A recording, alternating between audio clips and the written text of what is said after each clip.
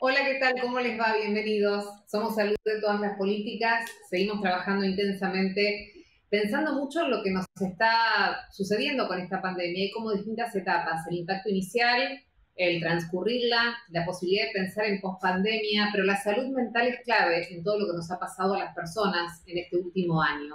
Hay aspectos muy importantes, muy interesantes para poder abordar, para tal vez reconocernos en alguno, para reconocer lo que le puede estar sucediendo a un ser querido, para saber pedir ayuda. Vamos a tratar de entendernos, escucharnos y ayudarnos y aprender también a cómo transitar esto que nos ha dejado la pandemia, este impacto emocional, mental, espiritual, psicológico, social, tiene muchas aristas, ¿no? De eso nos vamos a ocupar especialmente en el programa de hoy. Antes saludo a nuestro amigo y compañero, el doctor Gabriel Barbagalo, Consulado B. Gaby, bienvenido, ¿cómo estás? ¿Cómo estás, Milva? Bien, como siempre, un gusto de acompañarte, como todos estas Igualmente. últimas semanas. Igualmente, Bien, Gaby. avanzamos. Lado B Si de te hoy, parece, por favor, siempre es sí. un placer escucharte, claro que sí. Hoy, aprovechando que tenemos un especialista en salud mental, me gustó traer, no voy a hablar de psiquiatría porque no lo soy, pero un poco de la historia de la locura, ¿no? O sea que la locura es algo que atrapó a bastantes autores, la literatura, el cine. O sea que existe un libro que es el DSM, en el cual el DSM está producido por la Asociación de Psiquiatras Americanos, Estados Unidos, desde el año Uh -huh. 1952, donde se anotan todos los diagnósticos y las estadísticas de los trastornos mentales. Empezó con 106 trastornos allá en el año 52 y hoy ya cuenta en la quinta edición con 216. En ninguno de ellos figura la palabra locura, o sea, lo que aparece son neurosis, psicosis, demencias, trastornos alimentarios, trastornos de comportamiento. La palabra locura conlleva a otro tipo de definición que tiene más que ver con el rechazo de las normas sociales y que en la historia tuvo distintas connotaciones. Vale aclarar, esto sí es importante, que hasta el año 1990 para la Organización Mundial de la Salud, la homosexualidad figuraba como un trastorno mental y por suerte o Uh por -huh. fortuna, eso ya ha sido subsanado desde el año, como te decía, 1990, no hace tanto. Volviendo al tema de la locura, como te decía, el rechazo a las normas sociales, en la antigüedad se atribuía más a problemas demoníacos, generalmente a posesiones sobrenaturales, luego más a la relación con el pecado y los castigos divinos. Una vez entrado en el medioevo, hubo una persecución de las personas con trastornos mentales, siempre adjudicándole algún tipo de connotación con las brujerías y muchas de ellas, especialmente las mujeres, murieron en la hoguera en manos de la Inquisición, cuando realmente lo que estaban sufriendo eran trastornos mentales. Fue recién en el año 1500, con la aparición de un filósofo, un clérigo llamado Erasmo de Rotterdam, que de la mano del humanismo empezó a entender con un tratado llamado precisamente el elogio de la locura, que la locura era, en ese caso, ella le decía estulticia, pero digamos, la locura era tan necesaria como la razón para en esa lucha dialéctica poder llegar y abordar la realidad. Recién fue en el siglo XVII, XVIII, cuando empezó a considerarse una enfermedad la locura y empezaron a aparecer las primeras instituciones donde las personas con trastornos mentales podían ser primero resguardadas para evitar problemas con la sociedad y luego para ellos. Empezaron a aparecer los primeros manicomios. En el siglo XIX aparecieron elementos como el chaleco de fuerza. En el siglo XX, a principios del siglo XX, aparece la terapia electroconvulsiva o electroshock, que se utilizaba muy ampliamente a lo largo del mundo. Hoy solo se utiliza en casos muy aislados, y entre el año 1935 y el año 1950 la práctica de una cirugía realmente cruel, que era la lobotomía frontal, que Uh cortaba -huh. algunas fibras nerviosas. Hemos visto películas al respecto, que realmente hoy ya no se Sí. realiza más, está ampliamente prohibida. Hasta llegar a 1950, que aparece el primer medicamento para la psicosis, que fue la cloropromacina, que se le llamó el chaleco de fuerza químico.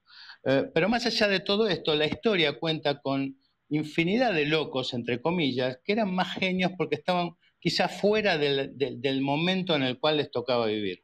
Edgar Allan Poe, Vincent Van Gogh, Isaac Newton, Salvador Dalí, el ajedrecista Bobby Fischer, y un párrafo aparte lo de Juana la Loca, la heredera de los Reyes Católicos, que entre su padre y su marido la confinaron durante más de 40 años y allí murió en una torre, en la torre de Tordesillas, y realmente la historia todavía discute si ella tenía una esquizofrenia paranoide o realmente era una persona sana y lo que hicieron fue quitarla del medio por razones políticas.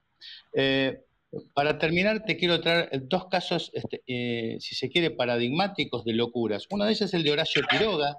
Horacio Quiroga fue un escritor uruguayo que pasó una vida muy, muy tortuosa, con grandes problemas, muertes, suicidios, desengaños amorosos, y escribió un libro que realmente puede resumir en el título lo que fue su vida, que son cuentos de amor, de locura y de muerte. Una persona que termina suicidándose en un hospital, solo, realmente con una tragedia personal bastante conocida. Y el otro es el de John Nash.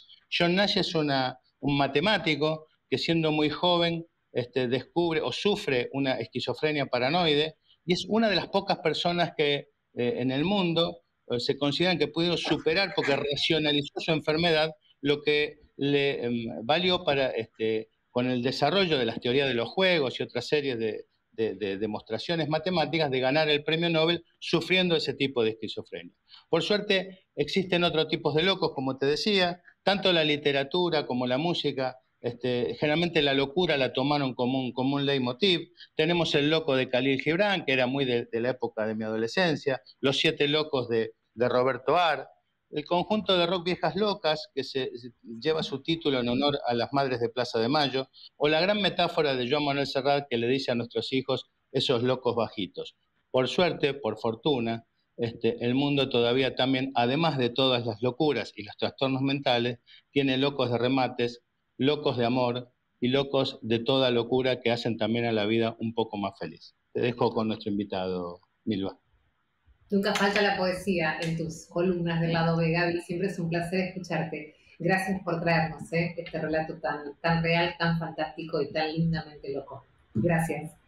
Hasta la próxima, Gaby. Te quedas con nosotros igual como siempre. Por supuesto. Gracias. Estoy saludando ya mismo al doctor Santiago Levín, que es médico psiquiatra, presidente de la Asociación de Psiquiatras Argentinos. Hola, doctor, ¿cómo le va? Gracias por conversar con nosotros. Salud en todas las políticas. ¿Cómo va? Bueno, bien, gracias. Buena jornada para todos y todas. Igualmente, doctor. Queríamos conversar un poquito con usted porque, sabe, a veces tenemos la sensación que todo lo que se escribió hasta el momento, todo lo que se podía estipular que sucedía, ciertos paradigmas que teníamos establecidos como casi una norma a seguir, cambiaron a partir del año que pasamos. La salud mental de todas las personas se vio afectada según las edades, según la situación en la que estuvieran.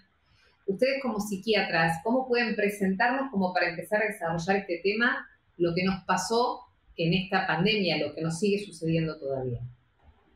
Sí, bien, muy buena pregunta. También fue muy interesante el raconto que hizo Gabriel recién, yo estaba escuchando, y me daban ganas de meterme todo el tiempo, así que voy a pasar directamente a tu pregunta, pero ahí se dijeron... Pero puede también comentar lo que quiera. Si quiere, doctor, hacer alguna referencia a lo que decía Gabriel, buenísimo, y después avanzamos con la pregunta que yo le planteaba. Dos cosas solamente de lo que dijo Gabriel, porque dijo mucho. Por favor. Una es que realmente la medicina en general tiene una deuda con las personas homosexuales por haber tardado tanto tiempo en despatologizar, en desmedicalizar una elección de vida, una elección sexual que no tiene nada de patológica. La historia de cómo se quitó la homosexualidad del manual de trastornos mentales, del manual norteamericano, es una historia interesantísima que te la recomiendo como periodista. Es una historia que cuenta muy bien Silvia Disegni en su libro Historia de las Sexualidades, un libro argentino que fue su tesis de doctorado. Vale muchísimo la pena estudiar el caso de cómo se sacó esa falsa patología del manual. La otra cosa que me gustaría comentar de lo que dijo Gabriel es que yo no quisiera que cayéramos en la romantización de la locura tampoco, ¿sí? La locura es un término no necesariamente técnico, es un término más popular, pero las personas que sufren trastornos mentales a lo largo del mundo suman una proporción muy, muy grande. De hecho, la consulta por motivos de salud mental más o menos representa entre una cuarta parte y una tercera parte de todas las consultas en el mundo antes de la pandemia, y representa una carga muy alta en todos los sistemas de salud, por lo cual debería recibir cada vez mayor atención, y la extensión que han adquirido los cuadros como la depresión, los trastornos de ansiedad, etcétera, etcétera, nos deberían llevar a plantear a las autoridades sanitarias y a la gente que fabrica políticas sanitarias tomarlos con la máxima seriedad. Fíjate, Milva, que el año pasado, ya en plena pandemia, en el mes de mayo del año pasado, el secretario general de las Naciones Unidas, Antonio Guterres, portugués, ingeniero, tal vez la persona más institucionalmente más importante del planeta, salió en una conferencia de prensa a decir, ojo con los problemas de salud mental que va a traer la pandemia, y a recomendar a todos los países miembros de la ONU a incrementar la inversión en salud mental para prevenir. Esto fue hecho hace casi un año, nos tomó de sorpresa a los psiquiatras, gratamente de sorpresa, la lucidez y la previsión del secretario general de Naciones Unidas. Lamentablemente esto pasó un poquito desapercibido, pero nosotros los especialistas nos tomamos nota enseguida. Sí, definitivamente tal vez sea, doctor, la gran enfermedad de los años que vienen, ¿no? Y esta sensación que tenemos, y lo digo simplemente como observadora, como ciudadana, como partícipe de la realidad cotidiana, usted lo podrá corroborar o no como profesional de la salud mental. La pandemia arrasó con un montón de cosas que dábamos por establecidas y posiblemente creó situaciones o patologías, no sé si nuevas, pero sí novedosas en determinadas edades de la vida. Por ejemplo, en los chicos, lo que impactó el encierro, lo que impactó el aislamiento, el contacto permanente con pantallas, la falta de juego. En los adultos mayores, una gran depresión producto de la soledad y del encierro. Bueno, nadie más que usted mejor para describir esto. No, estás haciendo un recuento muy prolijo, Milva, muy prolijo de todas las cosas que pasaron, pero habría que agregar que este mundo de pronto se nos cambió a todos. Claro. Estamos frente a un mundo desconocido. Todos pensábamos que esto iba a durar menos. Los especialistas, los mayores especialistas en virus y en epidemias, pensaban que esto iba a durar menos. A principios del año pasado iba a durar 2 meses, 3 meses. Esto recién ahora estamos empezando a entender que se trata de una crisis muy grande, prácticamente inédita, que está generando una crisis económica y un parate económico del comercio, del turismo, de la actividad a nivel mundial, con aumento de la pobreza, de la indigencia, del desempleo, con pérdida de oportunidades, con disminución de los multilateralismos en las regiones, como por ejemplo el Mercosur. Entonces, con una enorme repercusión económica cotidiana, diaria, no solamente a nivel de las distintas edades de la vida, como vos decías, sino que también ha habido un aumento muy marcado en los llamados por causas de violencia de género. Ya que estamos en el 8 de marzo, es bueno mencionarlo que las llamadas por violencia de género en todo el mundo se multiplicaron por 5. Es un aumento realmente muy grande. Entonces, ¿cómo vamos a salir de todo esto? Y bien, no. Yo siempre he dicho, y lo repito siempre que puedo, que de una pandemia se sale muy mal o se sale mal, pero no se puede salir. Claro. Eso también es como, perdón, doctor, sacar esta visión romántica que en un momento creo que todos apelamos y tratamos de agarrarnos de allí, de decir, sacará lo mejor de nosotros, saldremos mejor. Hay un aspecto, como dice usted muy claramente, que es malo o muy malo, no hay muchas chances de que nos sucedan cosas buenas, lamentablemente, respecto de la salud mental, por ejemplo. Respecto de la salud mental, hemos podido ver, primero es interesante compartir con la audiencia que en salud mental, en general, nosotros utilizamos un modelo en 2 etapas para medir el efecto traumático de un evento. Y así como al principio vemos el efecto de la crisis en el número de infecciones, el número de muertes, el número de camas de terapia intensiva ocupadas, en general el efecto en la salud mental se ve en un segundo momento, en un segundo capítulo. Es decir, más o menos en este año y de aquí en adelante vamos a empezar a recoger los efectos en la salud mental distintos que todavía no podemos prevenir. Hubo un aumento de sufrimiento, por supuesto, un aumento importante de casos de ansiedad, de depresión. Hubo un aumento también en las tasas de intentos de suicidio en todas partes del mundo, donde se mide con mucha precisión, no son buenas las noticias. Sin embargo, el efecto final todavía lo tenemos que analizar en los próximos meses o años.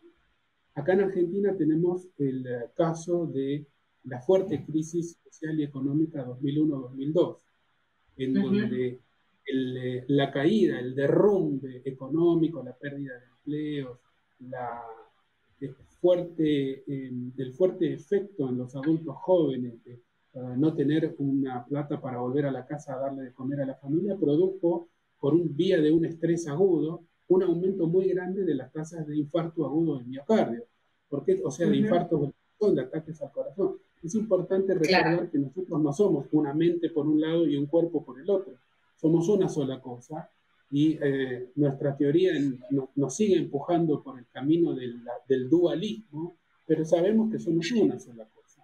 Y hay un punto, todavía no terminamos de conseguir una teoría que una todo, pero sabemos que lo corporal tiene fuertes repercusiones anímicas y viceversa. Entonces, no solo las patologías mentales como depresión, ansiedad, descompensaciones, uso indebido de sustancias, intoxicaciones, accidentes de auto, etcétera, sino también el aumento importante que va a haber en algún momento medible en casos de patología orgánica, por demoras en los controles, por sufrimiento psíquico, etcétera, etcétera. De todas formas, a mí me gustaría mucho, Milva, si vos me permitís, a mí no me gusta plantear escenarios catastróficos como la invasión zombie.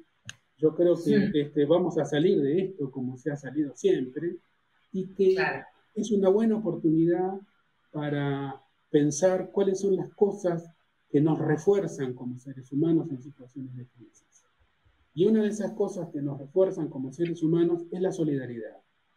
Es el volver a pensar en el conjunto, en el nosotros, es volver a pensar en quién tengo cerca que me necesite más para poder tenderle la mano, vecino de arriba, la persona de tercera edad que está aislada en su casa y no tiene familiares que vivan en la misma ciudad, etc.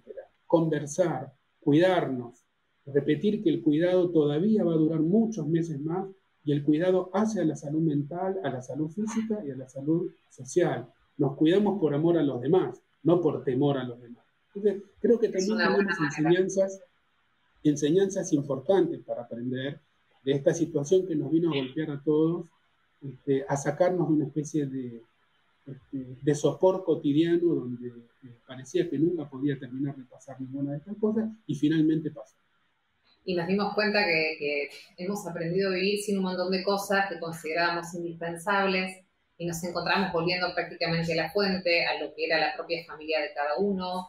Posiblemente Internet y las comunicaciones virtuales hicieron que fuese mucho menos traumática que otras pandemias de otros tiempos de la humanidad, pero fue un aprendizaje de volver tal vez a lo simple, a lo esencial. Doctor, usted recién hablaba cambiar temor por amor, ¿no? No por temor al otro, sino por amor al otro. Quiero preguntarle especialmente por el temor de aquellas personas que realmente se han exacerbado en esta pandemia y no han podido siquiera empezar a avanzar para convivir con el virus. Hay mucha gente, así como hay quienes no quisieron considerarlo y salieron igual y sin tapabocas y sin los cuidados y demás, hay quienes quedaron prácticamente paralizados por el miedo. ¿Ese efecto es postraumático o todavía es lo que nos está pasando ahora, doctor? Bueno, en algunos casos puede ser un efecto postraumático, pero es muy difícil medir con categorías individuales los comportamientos sociales. Y ahí se genera mucha confusión cuando muchas veces los médicos utilizamos diagnósticos que están pensados para una sola persona y los aplicamos a toda una población, diciendo, y esto se usa mucho en los medios de comunicación, ¿no? Por ejemplo, para hablar de políticas erráticas se dice que es una política esquizofrénica. Nosotros nos agarramos la cabeza y tratamos de decir, por favor, utilicemos bien las palabras para no generar más... ni banalizar ni preocupar de más. La dificultad para responder de manera organizada de nuestras sociedades pasó en todas partes del mundo. Yo creo que refleja la profunda fragmentación en la que vivimos aún sin darnos cuenta. no vive del mismo modo la pandemia una persona que vive en una villa de emergencia, de las más o menos 4.000 o 5.000 que hay en nuestro país. Tampoco vive de la misma manera una persona desempleada que una persona que tiene techo, comida, calefacción y la heladera llena. Vivimos en un mundo muy fraccionado, con sistemas de salud muy fraccionados, y luego pretendemos que las reacciones sociales sean homogéneas.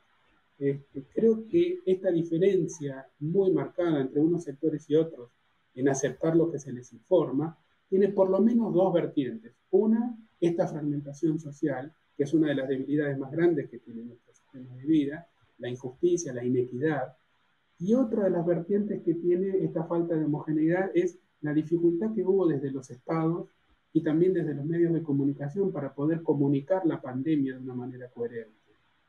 Hubo muchas versiones distintas, muchos canales distintos, algunos metiendo terror y metiendo miedo, otros tratando temas demasiado específicos que escapan al interés de la audiencia. Entonces, creo que también tenemos que hacer una autocrítica a todos los que hemos intervenido en la comunicación de la pandemia para aprender hacia el futuro mejores modos de lograr que la comunicación funcione como factor de unión y no de desunión. Porque en última instancia, las medidas de cuidado individuales solo tienen sentido si uno se piensa como formando parte de un nosotros. Si no, no tienen ningún sentido. Y en un mundo donde cuesta tanto vivir con un sentido, en el momento en que más se necesita ese sentido, a veces ese sentido no está. Y la comunicación queda yendo y viniendo sin encontrar quien la reciba. Doctor, me queda en muy poquito tiempo, un minuto, para preguntarle puntualmente respecto de la salud pública, respecto de la salud mental, la atención del Estado en la salud mental. Nos preocupamos mucho por preparar el sistema sanitario durante todos estos meses, en camas, en profesionales, en terapistas, en todo lo que necesitábamos operativamente para enfrentar el COVID. ¿Nos interesamos de la misma manera en preparar a los profesionales que van a llevar adelante el cuidado de la salud mental de la población? Lamentablemente no. La salud mental siempre es el convidado de piedra en la salud en general. La recomendación mundial de la Organización Mundial de la Salud es que el presupuesto en salud mental tiene que ser mínimo el 10% del presupuesto total de salud, y en los países de nuestra región no alcanza ni al 2%.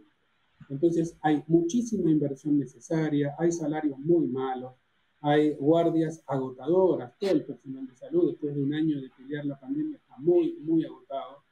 Necesitamos tomar esta oportunidad para volver a pensar qué lugar le queremos dar como sociedad a la salud, qué lugar le queremos dar a la salud mental y sobre todo qué lugar le vamos a dar, en el caso de la salud mental, a las personas que padecen trastornos mentales severos, que generalmente los ponemos apartados de la sociedad en general, los señalamos, no les ofrecemos trabajo, no los tenemos junto con nosotros en nuestra vida cotidiana. Entonces, hay muchas preguntas para volvernos a hacer. Algunas requieren presupuesto, planificación, planes de salud, y otras requieren una vuelta de tuerca filosófica para volvernos a preguntar quiénes somos nosotros, o volviendo a la introducción de Gabriel, ¿qué tiene que ver la locura con cada uno de nosotros? ¿Se puede estar 100% no loco? Bueno, no. Entonces, ¿en dónde estamos nosotros? ¿Qué hacemos con la gente que está mal? ¿La sacamos del sistema, la ponemos del otro lado de un muro o buscamos la manera de integrarla? Lo mismo se puede decir con la gran cantidad de gente que no puede llegar a fin de mes y que no tiene plata para llenar la heladera. Entonces, vivimos en un mundo en donde tendríamos que intentar salvarnos entre todos y entre todas. Y eso tiene que ver con la salud, y eso tiene que ver con la salud mental. Doctor Santiago Levín, nos quedamos con esta última reflexión. Gracias por conversar con nosotros. Ha sido un placer. Gracias por estar en Salud en todas las políticas. Lo comprometo para un próximo encuentro porque el tema, por supuesto, da para continuar conversando. Gracias, doctor. Amigo. Muchas gracias. A usted. Somos Salud en todas las políticas. Gracias por acompañarnos. Nos encontramos la próxima semana.